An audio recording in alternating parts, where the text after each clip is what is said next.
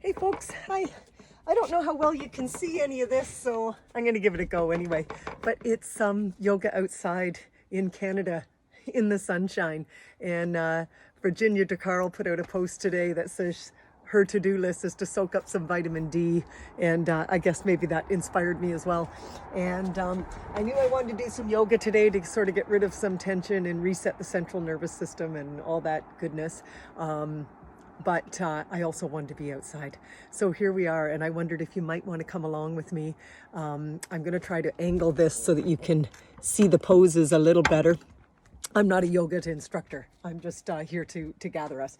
But anyway, if you can put your big toes together, spread all your other toes apart, keep your heels a little bit apart, and you can start with just your hands up, raised up. And you go right towards the center. And what you can do here is, I'm going to face you in this one, is you can basically give thanks, in this case, to the very, very beautiful blue sky and what we have particularly have had in our presence or in our lives in our past and how it has taught us. And then you can lean over to the left and you can give thanks for what we have here in the present. And then you can lean over to the left and say something in your heart to the effect of, and we'll pass all of our past lessons through the present in order to create our future. And then you can open your arms up to say that you basically invite the gifts of the day. And all those beautiful energies, vibrations, ideas of guidance, we hold them in a very special place at this moment and give gratitude. And then as your palms move forward and your head moves up, you can move over to the right, tip your chin down. Eyes are closed to everything that does not bring us together as kin or as family. And your chin can come up, eyes are open, and rather what you do is look at those pathways that bring us closer to kinship and to family. And then back towards the center, and palms up, chin up, and invite your daily gifts into the day. And then chin down, palms forward, and then palms down. This really stretches out your forearms. And you can give, just a moment of reflection on those times that you could have been of help to others and you missed your opportunity, that sort of thing. And just take a moment to reflect on those times that we know or do not know about and hold them. And then palms up, chin up, where we look forward and we soften our hearts to those that could have helped us when we were asking or showing signs of needing help and we did not receive it. And then over to the left, chin down, eyes closed, that we close our eyes to all the paths that lead ourselves and our loved ones to places that are not good, and to bring our chin up, to open our hearts and eyes to those paths that bring us and our loved ones to a place of good. And when we do that, then we all can shine and we all can be empowered, and we can also, through love and through life, be one. Palms forward, chin down. And what you then can do is push out towards the palm of your hands to push away all the things that it is that we try to rise above, such as greed and hate and anger and selfishness, jealousy, selfishness in a bad way. Some selfishness is good, but just a moment to push away all those things that we don't want near our loved ones or near ourselves. And that sort of centers the heart for the practice. And then what you can then do is fall forward, or like so. Hands are on your shins, and chin just looks enough forward, like so, just to give your spine a little bit of a stretch. And I kind of think sometimes when I do this that in my mind, I like to try to feel and think about perhaps when I'm here that I'm meeting my challenges halfway. We don't always have to dive right into those challenges each day, but we can meet them halfway and observe them. And then go all the way down, and if you can, put your hands and palms flat on the ground. And then I try to just gently strengthen and straighten my legs. I do it about 3 times, and each time I do it, I think about expanding myself and putting yourself into places that are challenging for your level of comfort. And then up onto your fingertips, And just let your gaze go just as comfortably forward as it does. And when doing that, I try to hold it there and think about, I need not challenge myself with anything but what the day presents. So one day at a time. And I take time to stay there and reflect on such things. And then I'm going to go right down towards the ground, in which case I'm going to move this for you so that you can perhaps see better. And basically you're in a plank position, and your bum is flat and your back is flat. And when I'm in this position, I try to look at life from the balcony view, sort of meaning that that you take a good whole and holistic view of things in your life, as opposed to perspectives that only echo our own ideas. And then I rock forward on the toes, which means I'm going to move towards life and all of its goods and difficult and easy parts. And then just a slow isometric movement as you bend those elbows down as far as you can. And you can go down on your knees if you like. And then I go right down and I rest like so. Maybe I should change this like so. I don't know if that helps. And I try to stay there for a moment or two, just to say, and sometimes you have to immerse yourself right into those challenges and really have a good, close, involved look at them. And once doing so, that you can just push up and go into what they call the cobra, I guess, and basically pushing right up so that you're arched back. My knees are up off the floor. You can keep your knees on the floor and just look straight on up at the sky. And it's really quite a strenuous pose, and it's nice to open the heart in this position, and it really stretches the scalenes. And the idea is to say, sometimes you have to pull away from the problem and look upward and look for your guidance.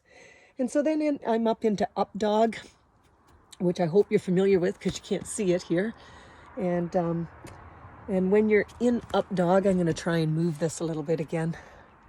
Sorry if this is really hard to see. I don't know if you can see from there. But when you're in up dog, the idea is to flatten the back between the shoulder blades and bend your elbows.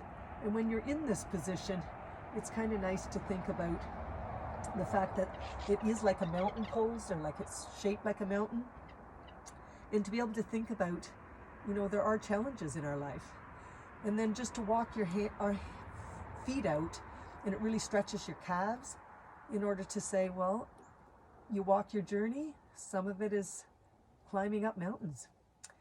And then if you take a step forward, like so, I think you can see me up there, and you can see your foot is between your two hands. And that, to me, I like to represent that as your past, your present, and your future is kind of all encompassing and one when we are in the present. And you can put your knee down on the ground, and it really stretches out that quadricep and hip flexor.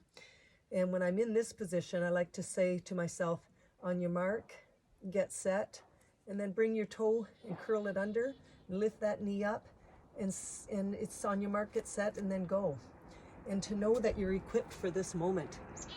And then if you can go right up into Warrior One, or I think that's what it's called, and with your arms open and your palms up, chin up, and this welcomes in the day.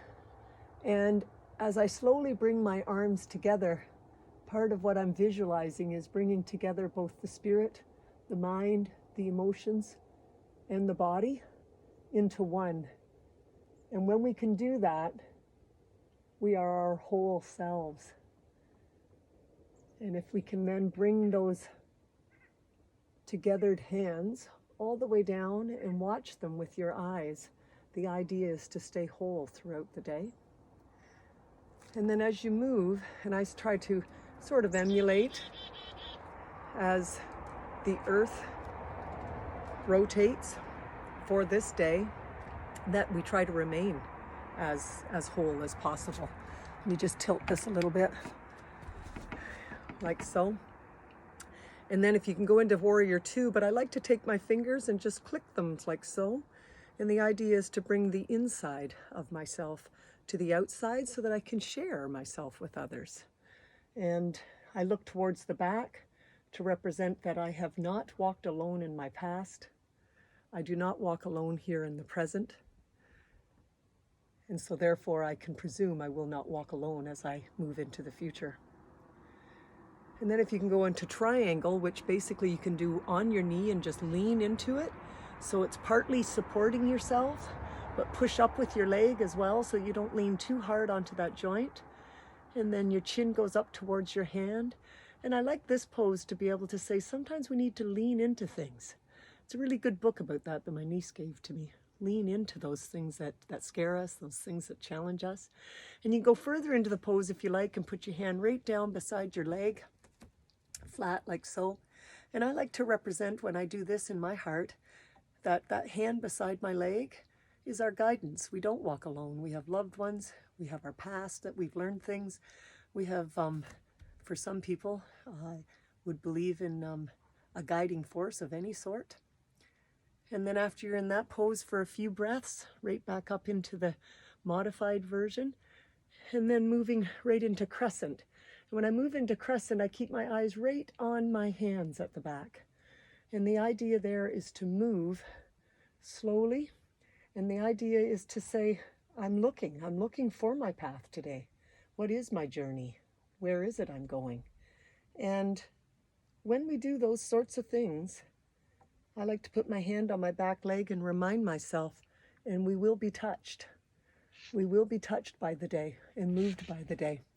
And then as I stay into crescent, I like to sort of look, and when we are touched in such a way, we will be brought to gratefulness and to gratitude. And there's no better healing than gratitude. So you can stay in crescent for a while, always trying to keep the tummy in, the core tight. And then one hand palm up, one palm down. That to me represents the yin and the yang, the black or the dark and the light, the easy, the difficult blessings that we have. And then when I get to this point, both palms down, front knee is straightened. And then you go into triangle pose where you pull back on your hips. So that to me means to pull back on my own will sometimes because it's self-centered, it's self-absorbed. Sometimes we need to pull back on what it is we want and then stretch ourselves forward in hope and in faith. And then slowly let those palms turn and slowly let your head turn. Then you go into triangle pose. And if you think of it as both fingertips and the tip of your head like a triangle, then I like to think if we stay like that, it's like an arrow. And like an arrow, when the archer lets it go, we don't know quite where it's going to land. But if we have our intentions and our actions and in alignment, we just might sometimes hit bullseye. And then you can reverse out of that and go into crescent again, into warrior 2 again, into warrior 1 again, and so on, and then to the other side. I don't know if that's helpful or if that was really hard to follow, but it gives you some idea of a yoga practice that I've adopted that I hope perhaps could be useful to you. If you want to know it in a way that you can follow it better, I'll get someone else to film it and I'll talk over top of it to help. So let me know if it's useful. Okay, blessed be, and thanks for joining in.